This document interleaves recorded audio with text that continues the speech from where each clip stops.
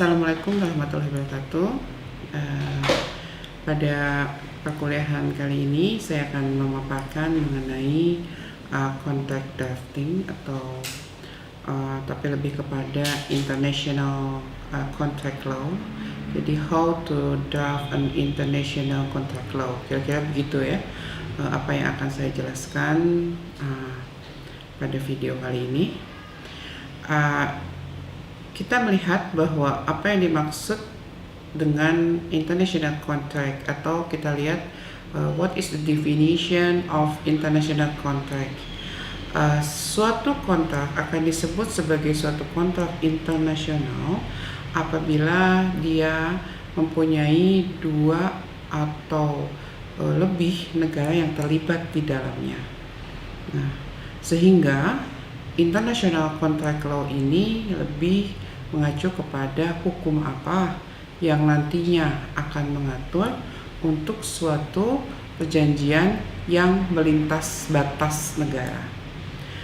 Tentu saja hal ini akan menjadi suatu permasalahan yang besar, karena itu untuk pertama kali yang harus kita lakukan adalah bagaimana kita mengindikasi suatu perjanjian dapat dikategorikan kepada suatu kontrak internasional. Atau kalau misalnya saudara pernah belajar mengenai hukum perdata internasional, kita lihat bahwa ada dua titik taut kan, ada titik taut primer, ada titik taut sekunder. Nah, titik taut primer artinya dia sudah cukup untuk mengidentifikasi apakah suatu perjanjian ini merupakan suatu perjanjian internasional. Nanti mungkin bisa dilihat lagi di dalam bukunya Waller-Adolph mengenai prinsip kontrak internasional. Ada disebutkan mengenai 8 indikator khusus ya yang mengkategorikan apakah suatu kontrak ini merupakan suatu kontrak nasional atau suatu kontrak internasional. Sebelum kita berbicara lebih lanjut, apakah kontrak ini termasuk kepada kontrak internasional yang sisi privat atau kontrak internasional yang bersisi publik. Nah, karena inilah di dalam penjelasan saya lebih mendefinisikan bahwa yang dimaksud dengan suatu kontrak ini adalah luas lingkupnya mengikuti atau berhubungan dengan suatu kontrak yang memang bersisi privat, tidak bersisi publik. Itulah sebabnya mengapa di dalam hukum yang ada di Indonesia kita bedakan antara hukum kontrak internasional dengan hukum perjanjian internasional, di mana kita sepakati bahwa hukum kontrak internasional adalah sesuatu yang menyangkut kepada perjanjian dalam ranah hukum privat. Sementara hukum perjanjian internasional adalah suatu perjanjian yang menyinggung mengenai atau berkaitan dengan masalah hukum internasional atau perjanjian secara publik. Artinya perjanjian yang dibuat antara G2G, government to government, antara lembaga internasional yang diakui dengan lembaga internasional yang lainnya. Nah, sementara di dalam hukum perjanjian ini lebih mengacu kepada siapa pihak yang akan bertindak di dalam perjanjian ini. Nah, kembali lagi kepada unsur asing di dalam suatu kontrak, maka kita akan melihat bahwa unsur yang indikatornya adalah kebangsaan yang berbeda. Ini yang paling mudah untuk menentukan apakah badan hukum tersebut adalah badan hukum Indonesia atau badan hukum asing, ataukah perorangan tersebut merupakan hukum Indonesia, mengacu kepada hukum Indonesia atau kepada hukum asing. Nah,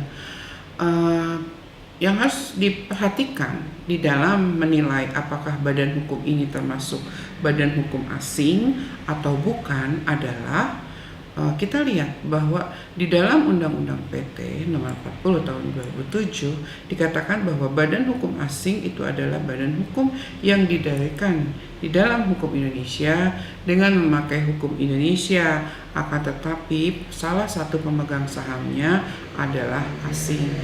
Nah, tentu saja kalau badan hukum asing yang tadi saya maksudkan sesuai dengan Undang-Undang PT, Undang-Undang Pasar Modal, Undang-Undang Penanaman Modal Asing itu maka tidak termasuk kepada lingkup internasional walaupun ada kata asingnya, karena asing di sini hanyalah untuk kepemilikan saham. Sehingga misalnya kalau antara PT PMA dengan PT Indonesia, tentu saja ini tidak termasuk di dalam suatu perjanjian internasional. Walaupun yang satu adalah PT asing. Mengapa? Karena PT tersebut memang didirikan di Indonesia, kemudian juga tunduk pada hukum Indonesia. Nah, kecuali kalau PT ini adalah PT asing yang membuka cabang di Indonesia, itu bisa saja. Atau memang misalnya badan hukum asing yang memang langsung melakukan perjanjian penanaman modal langsung dengan badan hukum yang ada di Indonesia. Sementara kalau orang perorangan itu sudah jelas ya, dia sudah ada pembatasnya, apakah seseorang ini merupakan warga negara Indonesia atau bukan. Anda lihat dari pasportnya, kemudian kalau paspor juga Anda lihat apabila dia sebagai direktur, apakah dia mempunyai syarat-syarat yang lainnya untuk dikategorikan boleh melakukan perjanjian di Indonesia.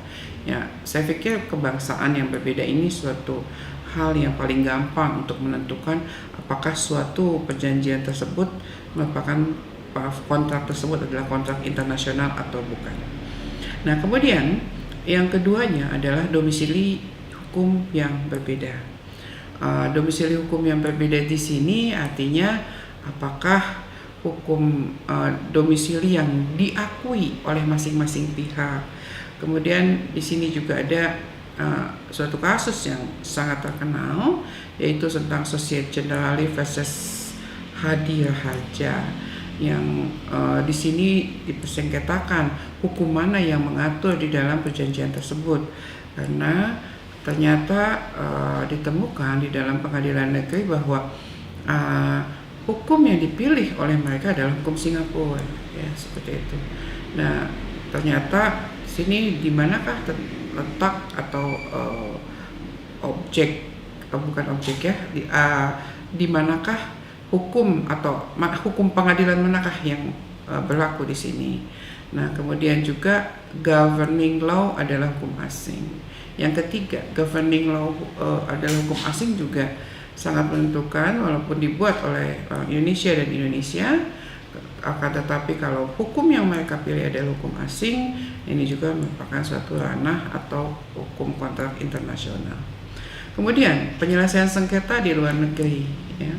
Tentu saja mereka tidak memilih form of law di Indonesia. Walaupun choice of law-nya mungkin saja adalah Indonesia. Akan tetapi kalau mereka lebih menggunakan form of law-nya adalah di luar negeri, itu termasuk kepada kontrak internasional. Kemudian penandatanganan kontrak dilakukan di luar negeri. Bisa saja misalnya karena ternyata memang para pihak memilih hukum luar negeri, walaupun dua-duanya subjeknya adalah Indonesia. Dan kemudian objek perjanjiannya juga berada di luar negeri. Misalnya antara Indonesia dan Indonesia, akan tetapi objek yang perjualbelikan lah, katakan ini berada di luar negeri, itu juga termasuk kepada perjanjian internasional. Dan yang ketujuh dan ke-8 adalah apabila bahasa yang digunakan itu adalah bahasa asing, karena bahasa yang digunakan sebagai bahasa resmi di dalam perjanjian kita ini tentu saja adalah bahasa Indonesia. Kemudian yang ke-8-nya adalah apabila dia menggunakan mata uang asing. Nah, kemudian mengapa hal ini menjadi sangat penting? Mengapa kemudian hukum perjanjian ini perlu kita bahas lagi di dalam suatu mata kuliah yang sangat khusus, karena memang ada suatu tantangan ketika kita melakukan suatu perjanjian asing.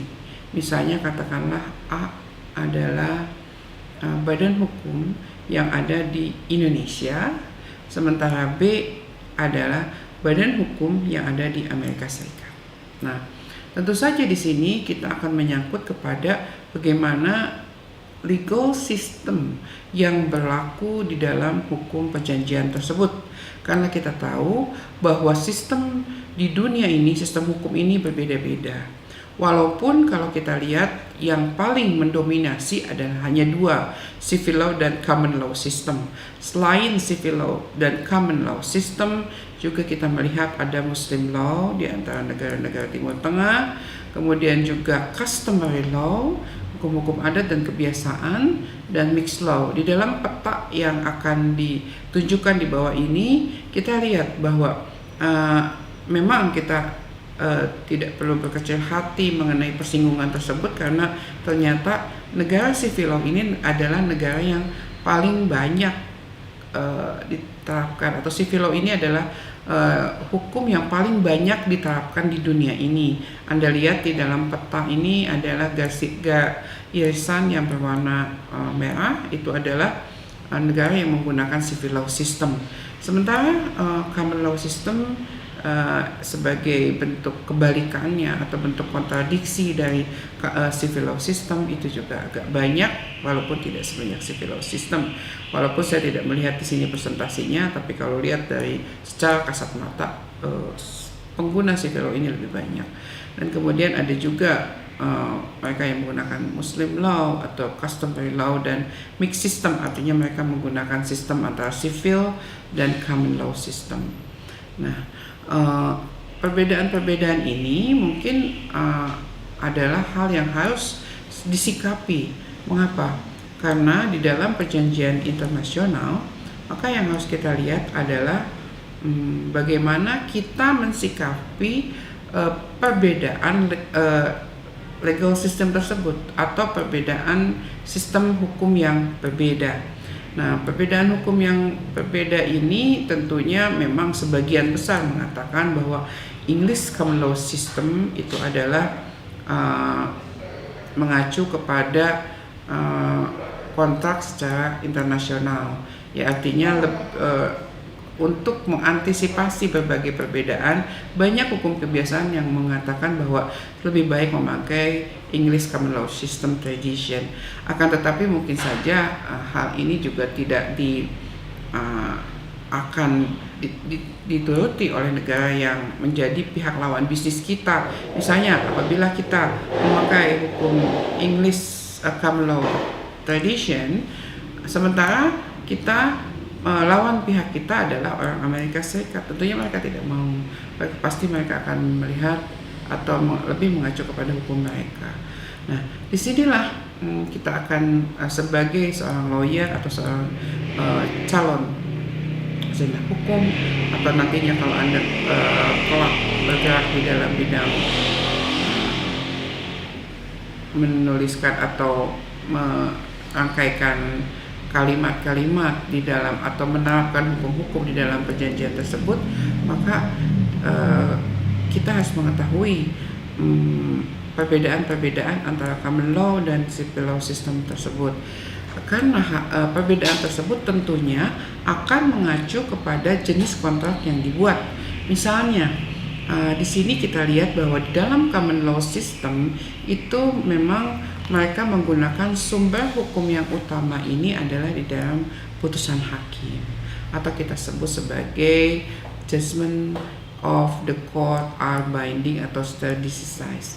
Nah, di sini kita lihat bahwa hukum yang dipakai yang utama di dalam common law system adalah hukum yang berasal dari putusan pengadilan yang mengikat.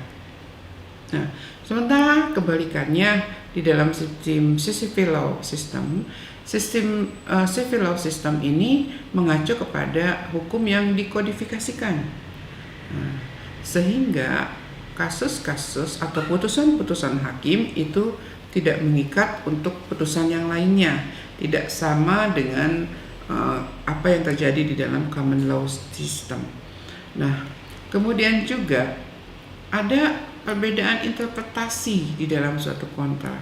Di dalam interpretasi suatu kontrak, misalnya kita lihat cara berpikir di dalam common law system adalah freedom of contract. Akan tetapi di dalam civil law system yang lebih mereka utamakan adalah good faith, fairness, yang ada banyak sarjana hukum mengkategorikan bahwa good faith and fairness rules ini adalah bertentangan dengan freedom of contract. Sehingga apa? Sehingga fokus yang mereka tuliskan itu juga akan berbeda. Misalnya contohnya, karena pengaruh dari freedom of contract, mereka hanya berpengaruh kepada apa yang dituangkan di dalam kontrak, itu di dalam common law system, ya, dimana apa yang tertulis di dalam kontrak ini kita sebutkan, mereka sebutkan sebagai parallel evidence rule, ya. Sementara di dalam civil law system mereka lebih mengacu kepada apa yang menjadi fokus di dalam kontrak tersebut dan apa yang dikehendaki oleh para pihak, walaupun itu misalnya memang tidak tertulis di dalam suatu perjanjian, karena ya itu tadi bahwa mereka lebih mengagung-agungkan good faith and fairness. Nah, itu tentu saja menjadi hal yang sangat berbeda. Kalau misalnya saudara-saudara mempunyai teman yang berasal dari Amerika atau berasal dari Inggris common law system, kemudian Anda mempunyai suatu perjanjian dengan mereka, ya tentu saja harus ada perhatikan adalah jangan sampai kemudian pertemanan itu sendiri akan menjadi putus atau menjadi berakhir hanya karena apa? Karena hanya Anda membuat bisnis dengan mereka dan kemudian Anda juga tidak paham dengan hukum mereka juga tidak paham dengan hukum Anda karena latar belakang dari filosofi kita yang sangat berbeda. Nah, ini tentunya hal yang diagung-agungkan atau hal yang memang selama ini dijadikan sebagai suatu landasan hukum. Mengapa harus adanya standarisasi di dalam suatu kontrak internasional? Nah, kalau kita lihat sumber daripada hukum perjanjian atau sumber kontrak internasional ini, yang pertama tentunya adalah nation law. Artinya memang ada suatu kewajiban dari kita para sarjana hukum untuk memang mengajukan hukum kita lah yang akan dijadikan sebagai suatu dasar atau dijadikan sebagai dasar hukum di dalam kontrak atau menjadi choice of law. Nah, apabila memang kita gagal untuk menyimpan national law di dalam hukum perjanjian internasional yang kita buat, maka ya kita harus mengacu kepada hukum yang lainnya. Ada konvensi internasional, ada model law, ada general principle of contract law, dan ada standard contract. Nah, disebutkan bahwa standard contract, model law, dan general principles yang ada di dalam konvensi internasional inilah yang kita sebut-sebut sebagai harmonisasi di antara adanya pertentangan antara civil law and common law system. Walaupun kalau misalnya Anda baca di dalam prakteknya bahwa civil law tersebut atau model law contract tersebut memang lebih menuju atau lebih condong kepada common law system. Nah, kemudian kita lihat bahwa international standard contract ini dia juga bermacam-macam tergantung di dalam dari jenis kontraknya. Misalnya kita lihat ada FIDIC Family. FIDIC Family ini adalah suatu kontrak yang dibuat dan disponsori oleh 19 negara, akan tetapi saat ini dia dipakai atau menjadi anggotanya ada 59 negara. Dan kemudian memang FIDIC Family inilah yang kemudian menjadi kitabnya bagi mereka yang mengadakan perjanjian untuk kontraktor, misalnya tentang building and engineering works, kemudian mengenai construction contract, kemudian juga mengenai kontrak-kontrak turnkey project dan sebagainya. Nah, model-model kontrak di dalam FIDIC inilah yang akan dijadikan dasar untuk konstruksi bangunan dan pekerjaan engineering yang dilakukan oleh para pihak. Nah, di sini model law inilah yang kemudian memang harus Anda kuasai. Ada banyak sekali sebetulnya perkembangan dari FIDIC law ini. Anda nanti bisa baca juga di dalam slide yang nanti akan saya simpan. Dan kemudian walaupun tidak semua kontrak konstruksi ini harus memakai FIDIC law, misalnya kontrak tersebut mempunyai persyaratan, yaitu untuk yang memang mempunyai nilai di atas 500.000 US. Kemudian juga proyek tersebut didesain oleh pemilik proyek dan memasuki condition of contract for construction. Kemudian proyek tersebut juga memiliki skema plan and design build. Dan kemudian juga jika proyek tersebut didesain oleh kontrak yang mengandung risiko yang sangat tinggi, misalnya tadi yang saya katakan sebagai turnkey project, atau misalnya proyek-proyek yang multi years yang sangat panjang dan seterusnya. Kemudian ada lagi yaitu yang model law atau standar kontrak suatu peraturan yang dibuat oleh ICC atau International Chambers of Commercial. International Chambers of Commercial ini juga sebetulnya juga mengatur beberapa hal mengenai turnkey project, juga mengenai hal-hal yang bersifat dengan ekspor import dan seterusnya. Dan kemudian ada lagi United Nations Commission on International Trade Law atau UNCITRAL. Nah, kemudian UNCITRAL ini memang sudah diratifikasi oleh banyak negara, dan Indonesia merupakan salah satu anggota UNCITRAL. Nah, misalnya kepada Indonesia's Arbitration Law, nah itu juga harus mengacu kepada UNCITRAL. Kemudian juga ada berbagai macam kontrak yang harus mengacu kepada UNCITRAL, misalnya adalah International Sales of Goods, kemudian juga International Bill of Exchange, kemudian ada lagi United tentang Transport Terminal in International Trade. Kemudian juga kita lihat ada lagi berbagai kontrak. Yang paling penting ini adalah mengenai Contract for International Carriage of Goods wholly or partly by sea, jadi untuk pengangkutan barang yang sebagian dan seluruhnya dilakukan melalui lautan, itu harus mengacu kepada kontrak yang disebutkan oleh UNCITRAL. Nah, UNCITRAL ini juga menyangkut mengenai kontrak yang sangat relevan, yaitu yang pertama ya, mengenai kontrak untuk penjualan barang internasional, kemudian juga mengenai vessel dan promise internasional, kemudian juga mengenai garansi independen, dan kemudian surat utang. Nah, jadi ini memang sangat penting untuk Anda ketahui sebagai bekal untuk perjanjian internasional. Kemudian ada lagi yaitu mengenai the Vienna Convention on Contract for International Sales of Goods atau CISG. CISG ini merupakan hukum yang seragaman hukum untuk pembuatan kontrak dalam penjualan internasional, dan kemudian hukum yang menyeragamkan untuk perjanjian barang secara internasional. Nah, kedua konvensi ini memang sudah diratifikasi oleh Indonesia, dan kemudian sebetulnya merupakan diadopsi di Den Haag pada tahun 1964. Nah, kemudian repotnya ini adalah CISG ini ternyata dia belum diratifikasi oleh sejumlah negara-negara penting. Indonesia termasuk sudah meratifikasi ya. Dan di antara negara penting yang tidak meratifikasi CISG ini adalah Amerika Tengah, Amerika Serikat, kemudian juga kebanyakan negara Arab dan Afrika dan India.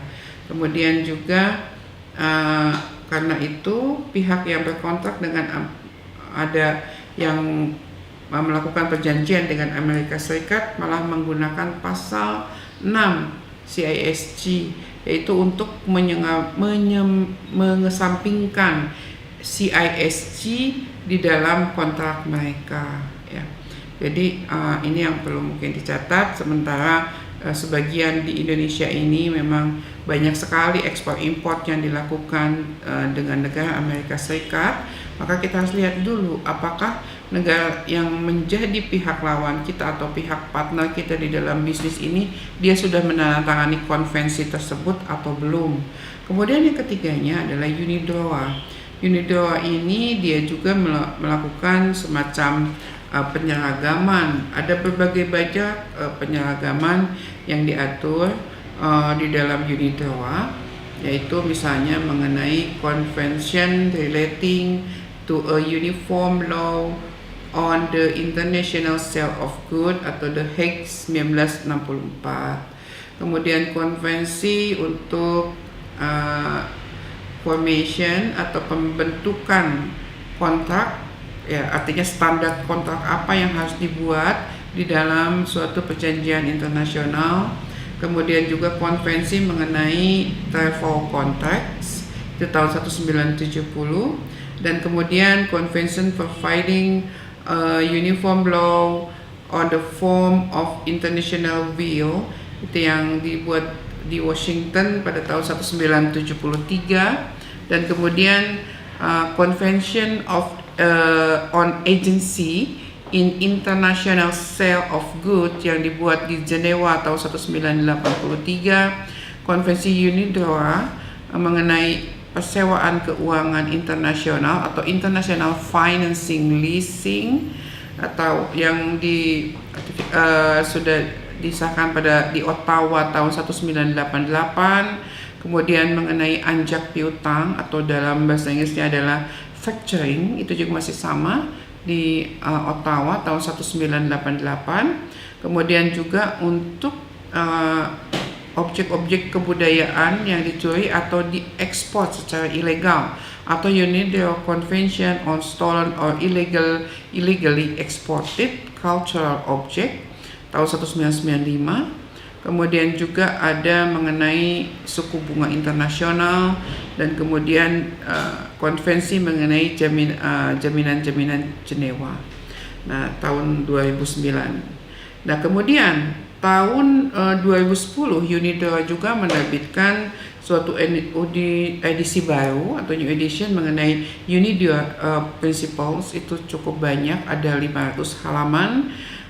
Kemudian yang isinya adalah mengenai international commercial contract, ya.